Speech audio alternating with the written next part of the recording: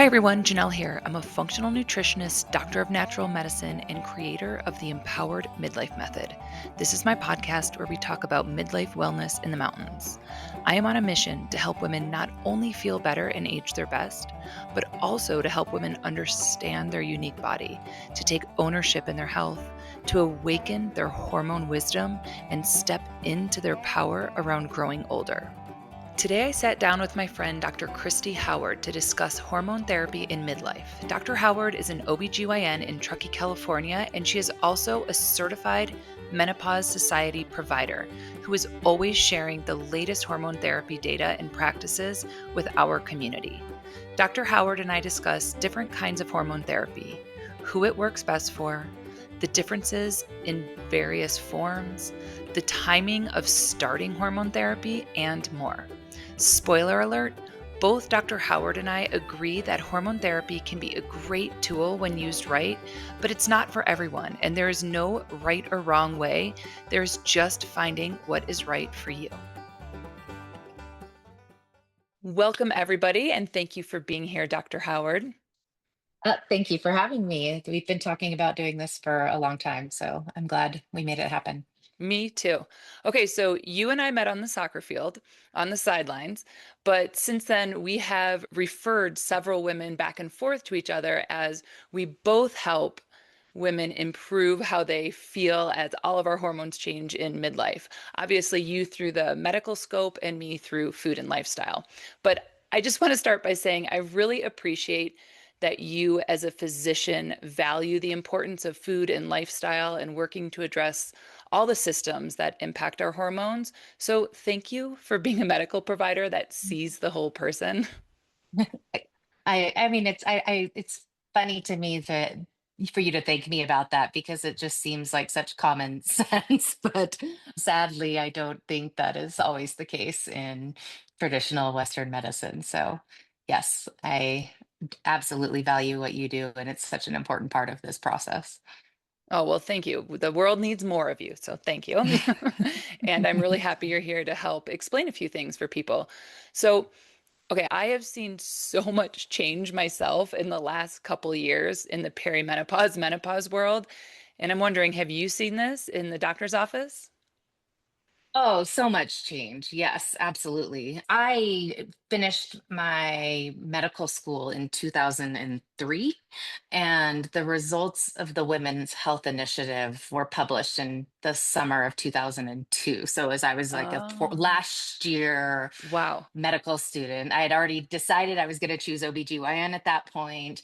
But so, needless to say, there was like zero menopause training and then going into my starting my residency a year after that, so there was no talk about menopause or let alone perimenopause during my training, so it was just something I had no knowledge about really, and so much focused on obstetrics and just routine gynecology and and surgery, but very little real life perimenopausal menopausal situation.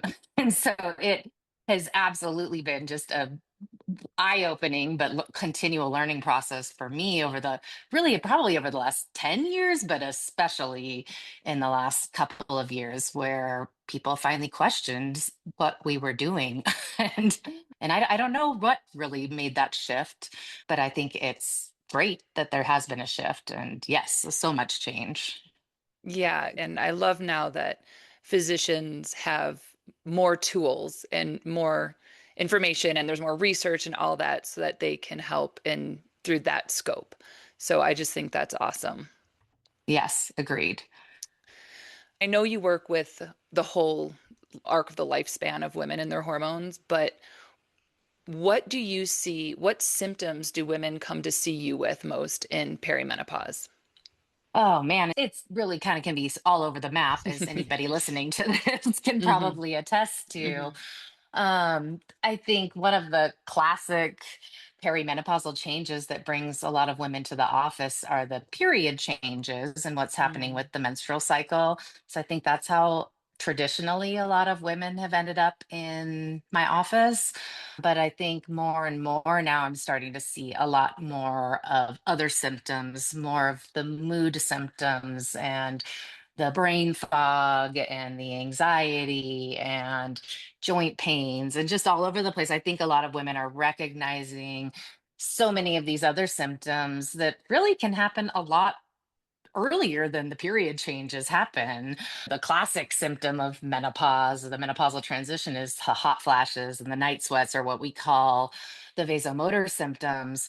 But that's usually a pretty late symptom during the menopausal transition. And that's not often what women are really starting to notice first. I think it's so many of the other things. But again, we're all just so different. There are some women who come in with all the symptoms, and then there's women who come in and say my periods just stopped and I feel fine.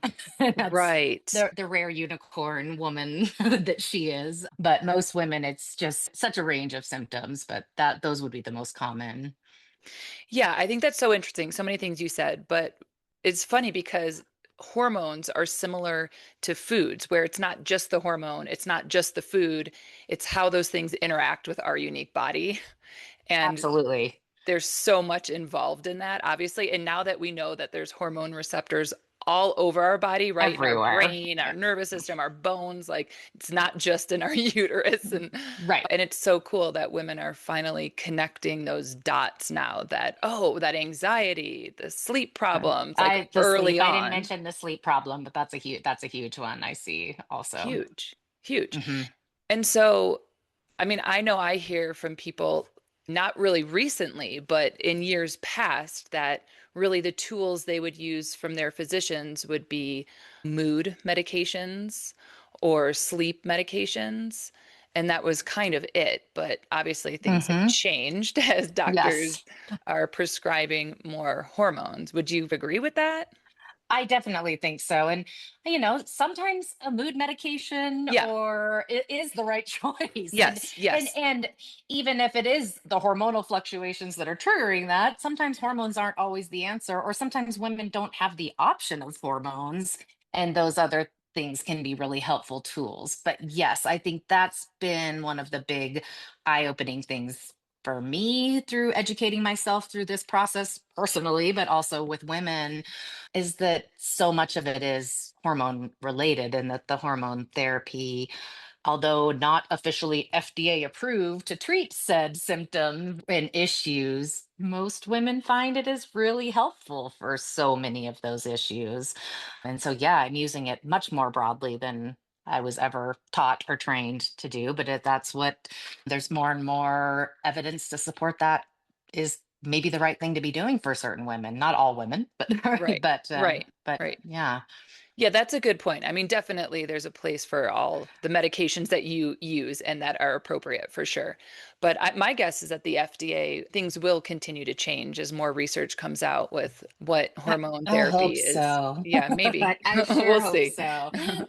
But so much more research needs to be done, and there's so many of the hormones and things, unfortunately, that we are using and that women want to be using that aren't studied. Like most of Right. the, that's a whole nother podcast to talk about the background of Premarin and bio versus bioidentical and that whole conversation. But most of the data and studies that we have been done on those oral conjugated equine estrogen, right? Not what most women are taking now. And we just don't have great data on what we're actually using and taking. And that is, correct me if I'm wrong, but that's because those hormones are received differently by the body, completely differently, and they have different impact on the body, those different forms of hormones, right? Correct. Yes. And I now mean, it's I pretty think standard for physicians to be using bioidentical, mostly. Yes, and yes, I think so. I think that there tends to be fewer side effects for a lot of women, but there's still definitely a role, for some of these other synthetic products that have gotten a bad rep. I think you got to individualize it, right? Like Hmm. especially some of the progesterones. Like, yes, I would absolutely say I'm 90% of the prescriptions I'm prescribing are the what is being referred to as bioidentical, and that's chemically the same as what our body is making, the same form, the 17 beta estradiol, what our ovary is making, and the progesterone, which is taken in the form of micronized progesterone. Those are what are commonly referred to as the bioidentical hormones. And that's for sure what is being most commonly prescribed, but also is exactly what has not been studied well. So we really But just need so much more research. I mean, that's yes. definitely clear. Yes, absolutely. So much more. But I mean, there's a lot of good observational studies, and you can see how women following these groups of women who are doing it and are seeing a lot of really good things. But kind of the gold standard of research and studies to get this good, reliable data is the randomized controlled trials, and they just don't have those in what we want them to be in. So Right. unfortunate. Yeah, hopefully those are coming because, Yeah. I mean, women are definitely waking up and they're demanding. And yeah, so Yes, that's absolutely. that's good. I'm sure you see that a lot. I see that. I used to have to spend so much of my coursework and my meetings with people explaining all of this stuff to people, like connecting the dots for them, explaining to them perimenopause. And now I'm like, oh, now we can mostly just like Right. We jump can on to jump like forward. That's right. That's I right. used to have to define perimenopause. Okay, so I don't know the best way that you want to jump into this, but let's talk first about timing wise, because I know a lot of the people that I work with are curious about, do I need to start hormone therapy really early, or is it bad to start hormone therapy really early? So let's start with the early side of things. Do you have Okay. any tips or thoughts on that to share? Yeah, it is something I'm seeing a lot of. I think, I don't know if it's social media or what it is, where there's sort of this pressure of don't miss the boat, go Yeah, talk to what your is doctor. that? I don't know. I I really don't don't like know. it. And I don't like it either. I really don't. And I'm obviously 100% supporter of hormone therapy and the right person. But I don't think that there's this, oh my goodness, you need to start it now. Again, I think you're going to get to that, but I feel that way about the opposite end of the spectrum. There's definitely a time where you're probably not getting the benefits and actually are increasing your risk of harm. But the general consensus with initiating it is if you initiate it within 5 years of your final menstrual period, that's really probably the ideal window.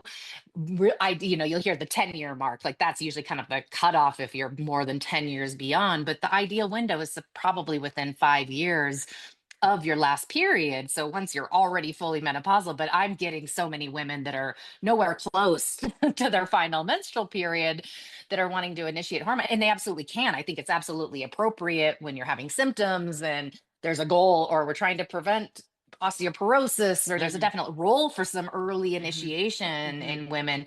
But in the absence of symptoms and still having pretty regular periods, I don't think there should be this pressure of like, I need to get on this now or I'm going to miss the boat. That if your periods have stopped and you're starting to wonder, that's a really good time to make sure that you go in and talk to your doctor. Like, is this appropriate for me? Should I be considering this? Because that's when the clock really starts to tick. I think the Mm, further past your last period you get.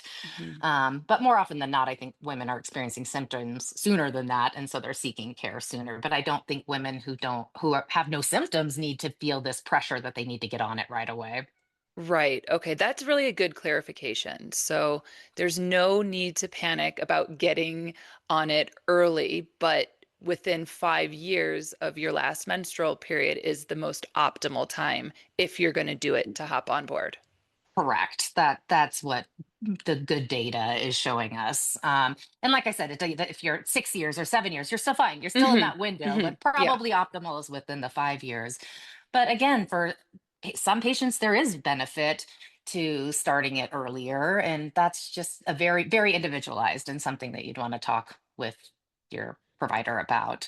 The one population that is really unique and has been really well studied is women that have premature ovarian insufficiency, or Yeah. formerly called like premature ovarian failure. That's when you have your final menstrual period before age 40. Hmm. And you have a whole nother unique set of risks in that sense, where you really should go on hormone therapy unless there's an absolute contraindication to it. But you should initiate it sooner rather than later and stay on it at least until the average age of menopause, which is 51. So that's, again, a unique population, but that's the one population where sooner rather than later is important. Okay. That's really helpful too. Thank you.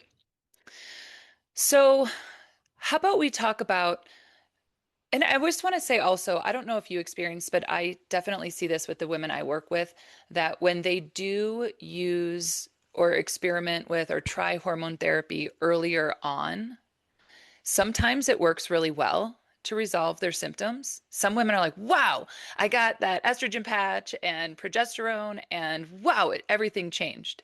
But I also find a lot of people that think it's going to work really perfectly, and then it doesn't because even using hormone therapy, your hormones are still going to be going high and low during that transition period, right? I think that's confusing. Absolutely.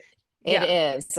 And that's what triggers so many of those period irregularities when you're Yes. getting 2 cycles in a month or Yes. feel like you just stop bleeding and then you start again. That's usually a sign that you're particularly estrogen levels are in such a state of flux and not just down. Like the general trend, of course, through perimenopause is that everything is decreasing, but it's not linear. It's so up Right. and down. And there are some months where your estrogen levels are actually off the charts Yeah. high from your ovary trying so hard to release an egg that it just ends up producing all this extra estrogen. And that's what can lead to so much of the breast tenderness and the PMS symptoms and that through the perimenopausal transition. So sometimes when you slap an estrogen patch on top Yeah. of that, it's not always the right answer. It sometimes makes women feel a little bit worse, but more often than not, when women started, I'm hearing like, oh, I feel so much better. Yeah. I finally feel like myself. But it's definitely not right for everybody, that's for sure. I think it's so interesting. I think that that's why I love that educational piece. That's why I'm so passionate about it because I do feel like when women understand, like when they take the time to understand what's going on in their body, then even it just feels validating to know that those symptoms are likely because of those huge spikes that happen, Hmm. more towards the end, maybe. I don't know if you agree with that, but as you get closer to menopause. But yeah, I think that it's just really validating to know that's what could be going on. And then it's also empowering to know that it's not going to last forever. Like, Correct. That's right. It will settle. yeah, it Um, will settle. Yeah, for sure. And that's, and it's unfortunately women who really have those bad vasomotor symptoms, again, the hot flashes and the night sweats, like the average duration of them is like 7 to 8 years. I mean, it's a long time, It's a long but they time. do stop. They do stop. And the brain fog, too, is usually one of those things that is really noticeable during the transition and will level out. Like most of the menopausal symptoms will level out with or without hormone therapy, but the hormone therapy can just be a really nice tool to help get you through them. But I know you're going to talk about this. But the one thing that I have tried to be really proactive about teaching women is that although those symptoms, yes, are usually temporary and will resolve, what we call the genitourinary syndrome of menopause, or what happens vaginally and to our bladder, that doesn't get better. That gets progressively worse and worse and worse the further into menopause you go, and the longer you're you live without estrogen. And so that's where that conversation of the difference between like vaginal estrogen, or localized hormone therapy versus systemic hormone therapy, I think is a really important conversation. Yeah, I really appreciate that. I think the clarity between the differences of symptoms that can keep progressing and the ones that settle is really an important conversation that people need to have more of. So thank you for bringing that up. And so let's just go into that, the vaginal urinary symptoms. So what can Mhm. people do? What might they be noticing? What can you speak into? And so I think one of the most common early symptoms women will notice is just that sex starts to get more uncomfortable. It just feels more dry. There's less lubrication. Along with that, you can get more frequent urinary tract infections. Just the anatomy of the vaginal area just changes. The urethra's getting closer to the opening of the vagina, closer to the opening of the anus. Bacteria can get up there easier. You're losing all that collagen and elasticity of the vagina, or the tissues just become more lax.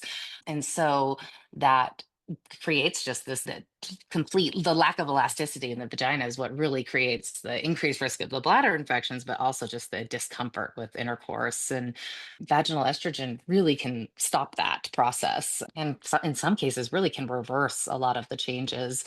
And it's not the same. Using what we call like localized vaginal estrogen therapy is a totally different conversation than what hormone therapy or hormone replacement therapy. Those are meant to be systemic, they're meant to affect all of our systems, whereas the vaginal preparations are really just meant to help with those vaginal and urinary symptoms. I never say never, but the idea is that they really don't get absorbed into the bloodstream. I mean, trace amounts can, and there's interesting studies on which forms tend to have a little more absorption and others that have less. And again, that can be an individualized things. I've definitely had some women say, like, I had systemic side effects from this vaginal estrogen, but that is very rare. Like most of the time, it just is meant to localize in the tissue and can help prevent urinary tract infections and prevent urgency symptoms, that kind of constant feeling like needing to go and the discomfort with sex. But again, some women experience those symptoms really early, but often those are much later. I'm seeing that a lot more commonly in women in their 60s and 70s and beyond, is where they really are starting to notice those changes. But I think it's such a safe thing to use. If you're starting to notice mild changes now, it would be a very easy thing to add. And it doesn't have to be the vaginal estrogen. Again, there are non hormonal alternatives. And that's something I would encourage anybody that's noticing dryness to use. Like there's some great like hyaluronic acid Yeah. preparations. Same stuff we put on our face, but don't use the same stuff you use on your face. There's definitely products that are meant for vaginal use and vaginal absorption. And those are really just moisturizers. It's helping. We literally are losing collagen and in that tissue. And by using some of those products, there's actually can be really, really helpful. So vaginal moisturizers, using good lubricants, that really should be the first line. But I have a very low threshold for adding vaginal estrogen for anybody who has symptoms. That really is good clarification. So many just pearls of wisdom you just dropped there. I know people are going to really appreciate that. And also, I just really like the clarification of if you are using the estradiol patch, that is systemic and it goes all over your body. And then the topical estrogen vaginally is really stays more localized and they just work different ways, right? You couldn't do Correct. this with that and that with this. So they really have their Correct. specific uses. For sure. There is, just in case anybody happens to be on this who's listening, there is one vaginal ring insert that is a really high dose that is intended to get Mm. absorbed and can be used for it helps the vaginal symptoms, but it can be used for hot flashes. And that's called the fem Mm. ring. So that there is one product Mm. just to avoid confusion. But yes, as a general rule, the vaginal and topical products, which come in a cream, or there's a really nice insert, or I really like there's a ring also that's a long acting ring, not the same ring I was talking about that's the Mm-hmm. higher dose. Mm-hmm. Mm-hmm. But those products again are not associated with a real change in your estrogen level in your blood. And so even in women who traditionally can't use estrogen, a lot of times can. I always breast cancer patients are one of the classic patients, of course, and that is still a population that is not recommended to use the systemic hormone therapy, but the vaginal hormone therapy really, if once they've completed their treatment, like most of the oncologists are completely comfortable with women using vaginal estrogen, even in the context of breast cancer, just for perspective on how safe we really think they are. Wow, yeah, that's a great clarification also. That's a big difference. Hmm. Because you want as many people as possible if they want that support to be able to get it. So that's good to For know about sure. vaginal estrogen. Anything you want to say, anything else about vaginal estrogen you want to add? There's lots of different products. I think they can all work the same. It just depends on what you're going to use. I think that's what, with the cream, is probably the most commonly prescribed. And I have a lot of patients who will use it initially and they notice improvement and then just kind of stop using it, or yeah, have to remember to use it. So that's why I really do like the ring, like the long acting ring, I think works Mm. really nicely. But so many insurance companies aren't covering some of these products and they're so expensive. So that's another big obstacle I think that so many women have to overcome, unfortunately. But like I said, I really do think they all work equally well. So if you don't like one, so if you hear that the creams are messy or greasy, don't just stop. Ask for something else and try one of the other forms, because I think it's just finding what's going to work best for you. That's great. Yeah. So advocating for yourself, speaking up, asking questions, that's always a great choice with working with any healthcare provider. Yeah, I like that. It's funny, Chrissy, you'll get a kick out of this maybe. It reminded me when you said that about the cream and not using it. I want to make a shirt that says, I know you know it, but are you doing it? Yeah. Because it's so true for Yeah. all of us. You do Yes. something for a while and then it's like, Uh, you forget to do it. But anyway, so yeah, that's interesting. Okay. And then yeah. what about progesterone? What can you speak into there as far as using that? I know it's the FDA approved for certain things, but Absolutely. Yes. So progesterone is a really important component of hormone therapy if you have a uterus. That is really the primary reason why we use progesterone as part of hormone therapy. I think if everybody could just take estrogen by itself, they'd feel great. In fact, that's what happened like in the 80s. And Mm. I think when everybody was being used, was always on Premarin, they didn't know the benefits of progesterone and saw a huge increase in uterine cancer in these women who were using what's called unopposed estrogen or estrogen by itself, because estrogen has this proliferative effect on the lining of the uterus. That's what causes that tissue to grow. Like, they have, from a evolutionary perspective, the purpose is to create this nice carpeted lining to receive a baby if fertilization occurs. And when fertilization doesn't occur, that lining sloughs off. But when you're taking too much estrogen and not enough progesterone, is the hormone that really stabilizes that lining and then causes it to slough off when it goes away. And so without the progesterone, that estrogen is just left unchecked to grow. And when taken for an undefined period of time, it's usually just a matter of time before it could develop into a cancer. That's why progesterone is so important in women who have a uterus.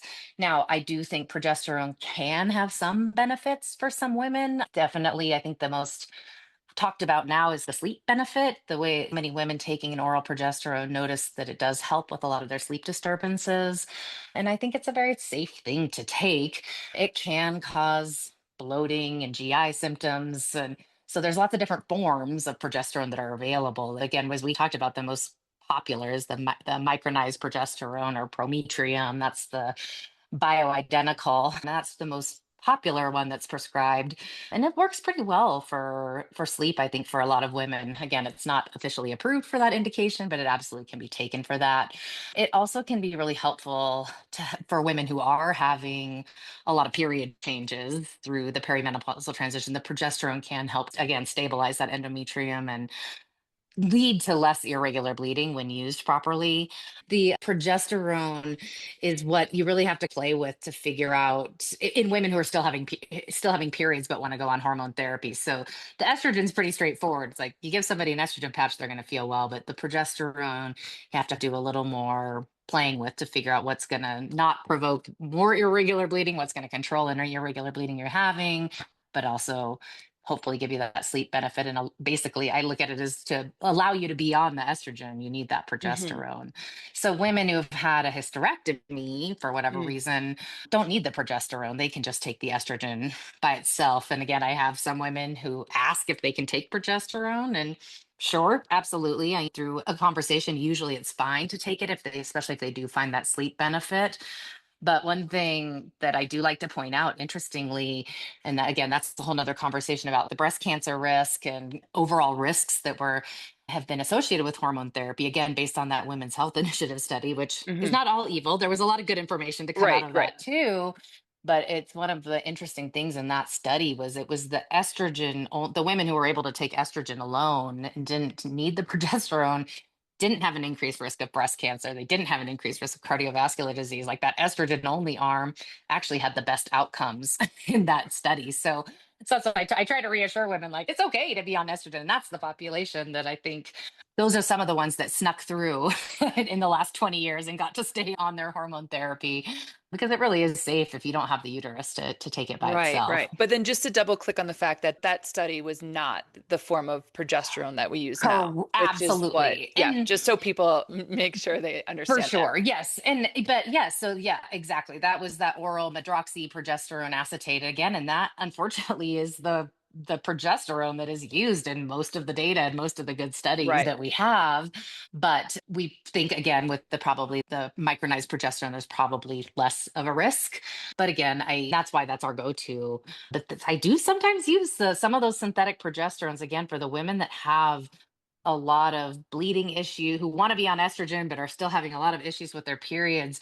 The micronized progesterone sometimes doesn't do a very good job at suppressing the breakthrough bleeding, and so that's a role where sometimes I'll suggest using one of those other synthetic progesterones temporarily, whether it's in the form of an IUD or like an oral progesterone, because it can do a little bit better job at breakthrough bleeding. And then once you're on the other side where you're not having all this bleeding, then sometimes, okay, great, let's switch it to the micronized progesterone or the Mm-hmm. bioidentical.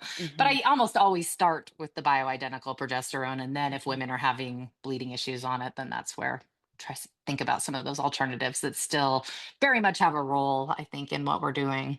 Mm-hmm. Mm-hmm. So just like a tool that you are going to personalize for each person. Exactly. That makes sense. And I know that it's not indicated for this, but I've had so many people say progesterone helps with anxiety, which can be Yes, big as, yeah, for me, that absolutely. was a big one early on. Yes. Yeah, we just need more research because they are Uh-huh. tied to neurotransmitters and it's complicated. So It there's so is. much going on. Okay, we don't have a ton more time, but what about, I know testosterone is unique, right? Because there's like really no form that's made for women. Is that correct still? That is in the United States, that is correct. Australia has a beautiful Mm. patch product that is Mm. meant for women. So there's hope that someday Okay. it will come here. But I have yet to successfully figure I've had a couple of patients from Australia that have it and I'm like, how can we get that here? Wow, Because that's great to know. from Canadian pharmacies, you can get some of their products, but I've not succeeded at trying to get the Australian patch. But yes, I think it's coming. I think it's just a matter of time. There's great research being done in that arena. But I'm generally not a big fan. And this, again, that's a whole nother podcast conversation of compounded products. But that's Mm. the one time I really have been using is compounded testosterone. But really more and more, I think I'm going to make the switch because there is a great product for men that unfortunately is way too strong for us of course, right? But you can use it at like a tenth of the strength. Hmm. And then I think that there's hope that we can get better, not have to pay out of pocket. Again, it's still an issue with insurance coverage for it. But that you can use the male product. It's just really important that you don't use it at the male dosage. And so it's called androgel. It comes in a tube.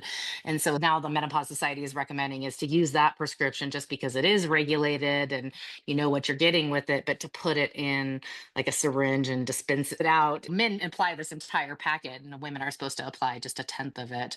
So I worry a little bit about the dosing side of that, Hmm. but Hmm. I do like the fact that it can go through a traditional pharmacy. Hmm. But I do think that we have a couple of compounding pharmacies around here that do a great job, and so I've been using that for the testosterone. Yeah, I think I testosterone's an interesting one. That's I think when used properly, I think it again can be a really nice tool. That's one of the ones where you do really want to be careful and not take too much. You want to know what you're getting and making sure that you're not getting too much because I think women feel great if you get your testosterone level up to a male range. But if you live there long enough, you're gonna have irreversible changes. Like some of the changes really, like you can get a deepening of the voice, you can get enlargement of the clitoris, you can get like male pattern hair growth that some of which won't go away, even stopping the testosterone. I think that we're seeing a lot of good. The official, again, FDA approval for testosterone is decreased libido, but I think a lot of women are noticing just overall that they feel better recovery between workouts and better Hmm. energy Hmm. and easier to maintain their muscle mass. And although we don't really have good data on it, again, to say that it does any of these things, I think it's a safe thing for women to add. But again, that's just the one I caution to be careful and keep an eye on your levels to make sure that you're using an appropriate dose. Yeah, okay, that's a good point. Just to make sure you get that lower dose, right? And maybe to start smaller than even normal and Yeah, see how little you can use to get a benefit. correct. Yeah. Might be a smart way to approach. That's good to know. And then hopefully we'll get that, yeah, female Yes. approved. Hmm. I think it'll be coming, but I don't Hmm. unfortunately I don't think it's the magic bullet everybody wants it to be, Yeah, but I think yeah. again it can be a helpful Hmm. piece. So, I think that's a great segue. We're about out of time. I think these can be great tools for women. They're not appropriate, obviously, for everybody. That's what you talk to your medical provider about. mhm. They're great tools, but do you think everyone, this is like what a lot of people are like panicking about, like everyone has to be on hormone therapy in order to be their best selves? Absolutely not. I think that is such an individual thing. And I think for a lot of women, maybe yes, they do need to be on hormone therapy to be their best selves. But I think a lot of women don't. And because, like, as we said, it's just such an individual thing. Our bodies are all so different. And so it depends on what you're experiencing. What's your personal health background? What's your family health background? There's so many things to consider when making the decision. But I will say, I think for most women, the benefits probably far outweigh the risks. But I don't necessarily think that means you need to go on this or you're missing the boat for some amazing life ahead of you. So, I think that's such empowering information that everyone wants to have us pick sides. And I really am with you. I want to encourage people to do what's right for them and not feel pressure that they have to or pressure not to. Like it's a safe tool right now, we're finding. And if you want to use it, great. And if you don't, there's plenty of other lifestyle things we can do to work with our changing biology. absolutely, absolutely. It's such a complex process, and And you, that's why I yeah, love working with you. And I wish that we had more teams that could work together like this. So thank you. same, same, same. Yes, we've talked about it. We need a psychiatrist. We need a pelvic Yes. floor physical therapist. If we were celebrities, we'd all have our own little personal menopausal team to follow us around everywhere. Yes, it would be Personal trainer. awesome. I'd be in the best shape of my life. Yes, we would all be just glowing. But since that's not the case, we need to advocate for ourselves, right? That's Like right. women That's need to right. step up. No one's coming to save you. Like we need to figure this stuff out and advocate for ourselves and make the best decisions for us. So, Christy, anything else, Dr. Howard, anything else you want to add before we say farewell? You have been so helpful. I think women are going to love this conversation. Anything you want to say to wrap up? No, I mean, I think you basically what you said. I think again, advocate for yourself and don't feel this pressure like you have to get on the hormone therapy. But if you feel like this is something important to you and you're suffering with symptoms, or you have, we didn't even talk about so many of the other the osteoporosis Oh, prevention. Like yeah. there's so many other benefits. Like, see, we can have so many conversations, but there's a definite role for hormone therapy, but it's not the only answer for sure. There's non hormonal medications, and more importantly, lifestyle changes that you can do to get through this ridiculous roller coaster of life. Yes, it is wild. We're both in it, so we can attest. It That's is right. wild. But thank you so much, Dr. Howard. I appreciate it. Thank you, Janelle. See you soon. Bye. Volleyball court next, Yes, probably, volleyball right? court next. Bye-bye. Okay, bye. That's it for this week. If you enjoyed the show, please leave a comment and a review as that helps it reach more people. You can find me and the Empowered Midlife Method online at mountainrebalance.com. I help midlife women understand their body and feel and age their best. If that sounds like you, please join my community. If there's a topic you'd like me to cover here or an expert you want me to have on, let me know. Thanks for listening. In the meantime, keep playing, and here's to aging our best.